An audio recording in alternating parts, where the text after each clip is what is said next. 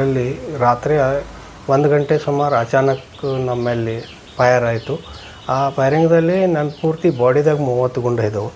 ಆ ಗುಂಡಿನ ದಾಳಿಯಲ್ಲಿ ನಂದು ಬಲಗೈ ಜಾಗದ ಮೇಲೆ ಕಟ್ಟಾಗೋಯ್ತು. ಎದೆಯಿಂದ ಗೋಳೆ ಬೆನ್ನಿನ ಪಾಸ್ ಆಗೋಯ್ತು. ಅದರಲ್ಲಿ ಲಿವರ್ ಇಂಜುರಿ ಇದೆ. ಈ ಹೊರಗಡೆ ಎಲ್ಲವೂ ಕಟ್ಟಿದ್ದವು. ಹೊಟ್ಟೆಗಿಂದ ರೈಟ್ ಸೈಡ್ದಿಂದ ಲೆಫ್ಟ್ ಸೈಡ್ದಾಗ ಗೋಳೆ ಹೊರಗೆ ಬಿದ್ದು.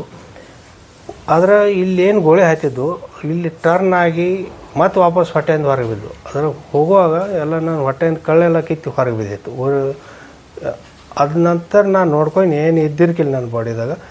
ನಾ ತೆಳಗೆ ಬಿದ್ದಿದ್ದೆ, ಎದ್ದು ನೋಡಿ ಎಲ್ಲ ಡ್ಯಾಮೇಜ್ ಆಗಿತ್ತು ಬಾಡಿ. ನನ್ನ ಹತ್ರ ಮೋಟ್ರೆಲ್ಲ ಸಟ್ ಇತ್ತು ರೀ. ಅದಕ್ಕೆ ಕಂಪ್ನಿಗೆ ನಾ ಕ್ಲಿಯರ್ಲಿ ಮೆಸೇಜ್ ಕೊಟ್ಟೀನಿ ಕಿ ಹಿಂಗೆ ಈ ಜಾಗದಾಗ ಫೈರ್ ಆಗೈತಿ ಮತ್ತು ನನಗೆ ಪೂರ್ತಿ ಛಾತಿದಾಗೆಲ್ಲ ಗೋಳೆ ಆಯ್ತಿದ್ದವು ಮತ್ತು ನನಗೆ ಜಲ್ದಿ ನೀವು ಹಾಸ್ಪಿಟಲ್ ಮುಡ್ಸೋ ವ್ಯವಸ್ಥೆ ಮಾಡಿರಿ ಮತ್ತು ನಂದು ಬ್ಲಡ್ ಗ್ರೂಪ್ ಓ ಪಾಸಿಟಿವ್ ಐತಿ, ಜಲ್ದಿ ಬ್ಲಡ್ನು ತೆಗಿಕೇಳ್ರಿ, ಯಾಕಂದ್ರೆ ಬ್ಲಡ್ ಭಾಳ ಹೊಂಟೈತಿ ನಂದು. ಹಿಂಗೆ ಕ್ಲಿಯರ್ ಎಲ್ಲ ಮೆಸೇಜ್ನ ಹೇಳಿದ ನಂತರ ಮತ್ತೊಂದು ಮೇನ್ ಏನು ಕಿ ನೋವು. ಆ ಟೈಮ್ದಾಗ ಇಷ್ಟು ಭಯಂಕರ ನೋವಿತ್ತು ಬಾಡಿಗೆ. ಆದ್ರೆ ನಾ ಸಾಯ್ತೀನಿ ಅನ್ನೋದು ಅಂದ್ರೆ ನೆಗೆಟಿವ್ ಯಾವ ಚೀಸ್ನ ತೊಗೊಂಡಿಲ್ಲ. ನಾ ಅದ ಕ್ಷಣದಾಗ ಒಂದು ದೇವ್ರದಿಂದ ಸ್ಮರಣೆ ಮಾಡಿ ಈ ಸಿಚುವೇಶನ್ದಿಂದ ಹೆಂಗೋ ಉಳಿಬೇಕು ನಾ. ಅದನ್ನು ಹಿಮ್ಮತ್ತು ಇಟ್ಕೊಂಡು ಧೈರ್ಯ ಇಟ್ಕೊಂಡು ಹೊಟ್ಟೆಗಿಂದ ಕಳೆಲ್ಲ ಹೊರಗೆ ಬಿದ್ದಿತ್ತು. ಅದನ್ನೆಲ್ಲ ನಾವು ವಾಪಸ್ ಒಳಗೆ ಹಾಕ್ಕೊಂಡು ಫಸ್ಟ್ ಏಡ್ ಮಾಡ್ಕೊಂಡು ನಮ್ಮ ಸಾಥಿಗಳು ಇದ್ರು ಅವ್ರನ್ನ ಕರ್ಕೊಂಡು ಅದನ್ನ ಎಲ್ಲ ಬಾಡಿ 6 ಜನ ಇದ್ದು ನಾವು 2 ಜನ ಕ್ಯಾಜುಲಿಟಿ ಆಗಿದ್ವಿ, 4 ಜನ ಸಪೋರ್ಟ್ ಇದ್ರು. ಅದ್ರ ನಂತರ 4 ಜನದ ಎಲ್ಲ ಚಲೋ ಅದ್ರಾಗ ಅವ್ರೇನು ಗೊತ್ತಾಗಲಿಲ್ಲ. 2 ಮಂದಿ ಇದ್ದಿರೋದು ಏನೋ ಹೊಡೆದು ಪಾಯಸಾಗಿ ಹೋಗಿಬಿಟ್ರದ. ಅದರ ಆಗಿದ್ದು ನೋವು ಮೇನ್. ಯಾಕಂದ್ರೆ ಫೈರ್ ಆದ ನಂತರ ಗುಂಡು ಏನು ಮಾಪ್ ಮಾಡಂಗಿಲ್ಲ, ಎಲ್ಲ ಹರಿದು ಹೋಗೋದಿತ್ತು. ನಮ್ಮ ಬಾಡಿ ಎಲ್ಲ ಕಂಡಮ್ ಆಗೈತದ. ಆ ಕಂಡಮ್ ಸ್ಥಿತಿದಾಗ ನಾವು ಉಳಿಬೇಕು. ನಾವು ಅಲ್ಲಿಂದ ಪಾಸ್ ಆಗಿ ವ್ಯವಸ್ಥೆ ಬರಬೇಕಾದ್ರೆ ಸಿಚುವೇಶನ್ ಮತ್ತು ಒಂದು ಮಾನಸಿಕ ರೂಪದಿಂದ ಯಾವ ಥರದಿಂದ ನಾವು ಒದರಂಗಿಲ್ಲ, ದಂಗೆ ಮಾಡೋಂಗಿಲ್ಲ, ಟಾರ್ಚ್ ಹಚ್ಚಂಗಿಲ್ಲ, ಯಾವ ಥರದ ಬೆಳಕ ಮಾಡೋಂಗಿಲ್ಲ. ಅಂಥ ಘನ ಜಂಗಲ್ದಾಗ ಮತ್ತು ರಾತ್ರಿ ಟೈಮ್ದಾಗ ಇದನ್ನು ಸಂಭಾಳಿಸ್ಕೊಂಡು ಕಂಟ್ರೋಲ್ ಮಾಡ್ಕೊಂಡು ಬರಬೇಕಾದ್ರೆ ಭಾಳ ಭಯಂಕರ ಕಠಿಣ ಪರಿಸ್ಥಿತಿ ಐತ್ರಿ. ಆ ಪರಿಸ್ಥಿತಿಯಾಗ ನಾವು ಅದನ್ನು ಹ್ಯಾಂಡಲ್ ಮಾಡ್ಕೊಂಡು ಮಾನಸಿಕ ರೂಪದಿಂದ ಪ್ರಿಪೇರ್ ಆಗಿ ನಾವು ಒದರಾಡಲ್ದ ನೋವು ಸಹನ ಮಾಡ್ಕೊಂಡು ಕಳ್ಳೆಲ್ಲ ಕಿತ್ತಿ ಹೊರಗೆ ಬಿದ್ದಿಂದ ಅದನ್ನ ಒಳಗೆ ಹಾಕೊಂಡು ಗಾಡಿ ಕರ್ಸ್ಕೊಂಡು ಹಾಸ್ಪಿಟಲ್ ಬಂದಿವಿ. ಅಲ್ಲಿ ನಮಗೆ ನಾ ಏನು ಇನ್ಫಾರ್ಮೇಷನ್ ಕೊಟ್ಟೀನಿ ಅದ್ರ ನಂತರ ಗಾಡಿ ಕಳಿಸಿರಿ. ನಾವು ಅಲ್ಲಿ ಕ್ಲಿಯರ್ ಹೇಳಿದ್ದು ಈ ಜಾಗಕ್ಕೆ ನಾವು ಇದ್ದೀವಿ, ಈಗ ಜಾಗಕ್ಕೆ ನೀವು ಗಾಡಿ ಕಳಿಸ್ರಿ ಅಂತೇಳಿ. ಆ ಗಾಡಿ ಬರೋದಕ್ಕೆ ನಾವು ಅಲ್ಲಿಂದ ಬಂದು ಅಲ್ಲಿಂದ ನಮ್ಮ ತಗೊಂಡು ಹಾಸ್ಪಿಟಲ್ ಕರ್ಕೊಂಡು ಹೋದರು. ನಮ್ಮ MI ರೂಮ್ ಇದೆ, MI ರೂಮ್ ಕುಪ್ಪಡೋದಾಗ ಅಲ್ಲಿ ಹೇಗೆ ನೋಡ್ರಕ್ಕೆ ನನ್ನ ಬಾಡಿದಾಗ ಅಂದ್ರೆ ಎಲ್ಲಿ ಏನು ಮಾಡೋದು ಅವ್ರಿಗೆ ಏನು ಗೊತ್ತಾಗೋದು. ಅಂದರೆ ಮೈ ಎಲ್ಲ ರಗತಾಗಿಂದಿತ್ತು.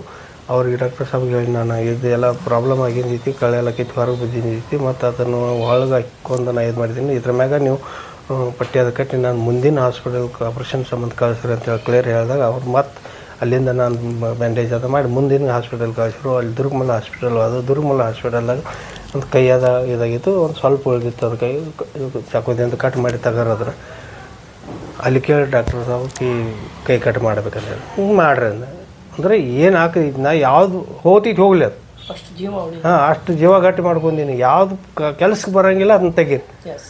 ಕೈ ಕಟ್ ಅಲ್ಲಿಂದ ಕೈ ಕಟ್ ಮಾಡ್ರಿ.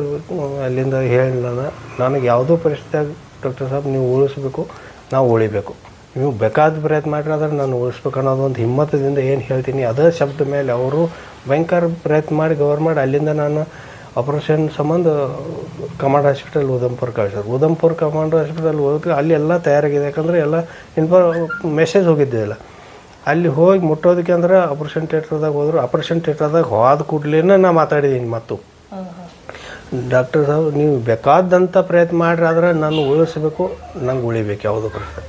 ಹಿಂಗೆ ಯಾವಾಗ ಕ್ಲಿಯರ್ ಇಷ್ಟು ಕಂಡಮ್ ಆಗ್ತಾವೆ ಈ ಮನುಷ್ಯ ಹಿಂಗೆ ಹೇಳ್ಕದಲ್ಲ ಅನ್ನೋದು ಅವ್ರಿಗೊಂದು ವಿಚಿತ್ರ. ಅವ್ರು ಭಯಂಕರ ಪ್ರಯತ್ನ ಮಾಡಿ ಅದನ್ನ ಆಪ್ರೇಷನ್ ಅದ ಮಾಡೋಕ್ಕೆ ಸ್ಟಾರ್ಟ್ ಮಾಡ್ರು.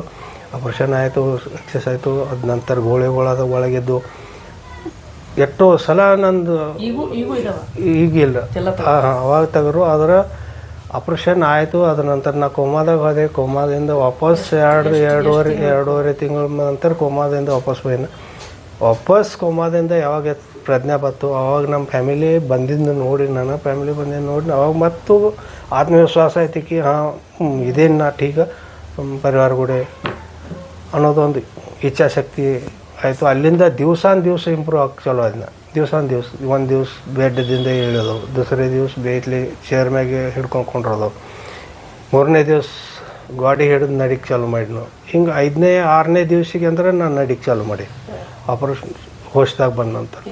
ಅವಾಗೆಲ್ಲ ಜಖಮ್ ಹೆಚ್ಚಿದ್ದು, ಮೈ ತುಂಬೆಲ್ಲ ಜಖಮ್ ಇದ್ದು. ಆದ್ರೂ ಆ ಮೇನ್ ಇರೋದು ಡ್ರೆಸ್ಸಿಂಗ್. ಆ ಡ್ರೆಸ್ಸಿಂಗ್ ನೋವು ಏನು ಸಹನ್ ಮಾಡಿದ್ದೀನಿ, ಭಯಂಕರ ನೋವು ಸಹನ್ ಮಾಡಿದ್ದೀನಿ. ಯಾಕಂದ್ರೆ ಪ್ರತಿ ಒಂದು